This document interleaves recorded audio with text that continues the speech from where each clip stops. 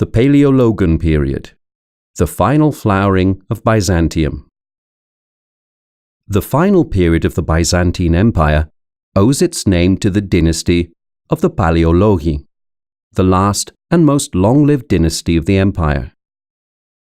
The Paleologi assumed the government of Byzantium in 1261, after the liberation of Constantinople, then held by the Latins, by Michael VIII Palaeologos, and they continued to govern until the fall of Constantinople to the Ottoman Turks in 1453. The decisive blow for the empire, which was 1,000 years old but was now fragmented. The dismemberment and weakening of the Byzantine state had begun much earlier, however.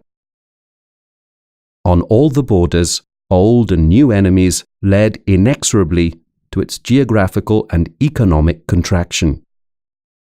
Deprived of most of its territory, Byzantium retained the name of empire only as a euphemism, since it was confined in essence to the area of Constantinople, the despotate of Mistras, and Thessaloniki. In the interior as well, the dissolution of the central authority and administration, the weakening of the army, the ever-increasing economic crisis, and the dynastic and religious conflicts led to its inevitable collapse. In contrast with the declining of the state, the arts, letters, and sciences experienced a new flowering at this time, with the support of the Paleologi.